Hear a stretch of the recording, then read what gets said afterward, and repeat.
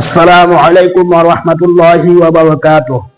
কিয়ামতৰ আলামতসমূহৰ ভিতৰত এটি আলামত হৈছে মদ পান কৰা মানুহ বৃদ্ধি পাব।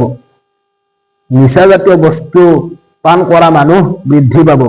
হযৰতে আনাস বিন মালিক ৰাদিয়াল্লাহু তাআলা আনহুৰ পৰা বৰ্ণিত আছে যে ৰাসূল আকৰাম সাল্লাল্লাহু আলাইহি ওয়াসাল্লামই ইৰশাদ কৰিছে, কিয়ামতৰ আলামতসমূহৰ ভিতৰত এটি আলামত হৈছে দিন শিক্ষা উঠি যাব, মূৰ্খতা বৃদ্ধি পাব, জিনা বেবিচাৰ যৌনতা বৃদ্ধি পাব আৰু মদ পান কৰা মানুহ বৃদ্ধি পাব। আন এঠাইত আল্লাহৰ ৰাসূল সাল্লাল্লাহু আলাইহি ওয়াসাল্লামই হযৰতে আব্দুল্লাহ বিন মাসউদ ৰাদিয়াল্লাহু তাআলা আনহু কিয়ামতৰ আলামতসমূহৰ বহুকেইটা আলামত কৈছিলে। কিয়ামতৰ আলামতসমূহৰ ভিতৰত বহুকেইটা কিয়ামতৰ আলামতসমূহৰ নিৰ্দেশন আলামতৰ বিষয়ে আলোচনা কৰিছিলে।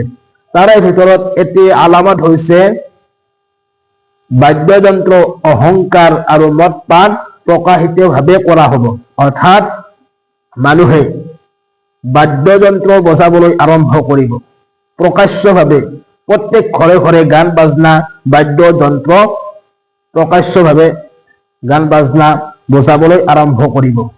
প্ৰত্যেক মানুহে, সকলো মানুহে কিয়ামত হোৱাৰ আগে আগে অহংকাৰ কৰিবলৈ ধৰিব আৰু মদ পান কৰা মানুহ বৃদ্ধি পাব। নিচাজাতীয় বস্তু পান কৰা মানুহ বৃদ্ধি পাব।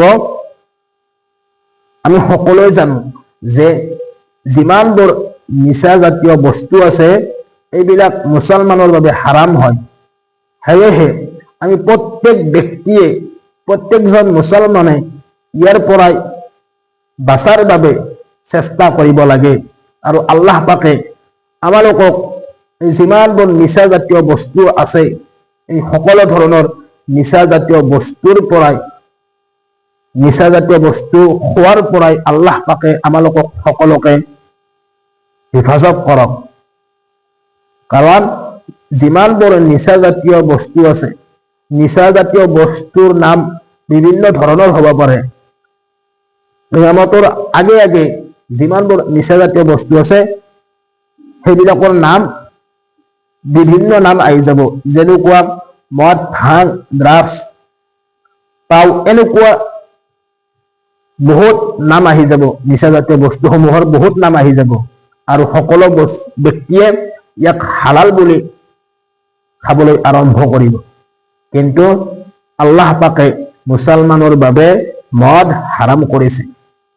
সেয়েহে আল্লাহ পাকে আমালোকক সকলোকে, উম্মতে মুছলিমাক এই নিচাজাতীয় বস্তু খোৱাৰ পৰাই যাতে বিৰত ৰাখে। খাস কৰি আল্লাহৰ ওচৰত দোৱা কৰিব আৰু নিজেও চেষ্টা কৰিব যাতে আমি এইবিলাকৰ পৰাই দূৰত থাকিব পাৰোঁ। যিমানবোৰ নিচাজাতীয় বস্তু আছে এইবিলাকৰ পৰা আমি সদায় দূৰত থাকিম, তাৰ পৰা আঁতৰি থাকিম ইনশাআল্লাহ।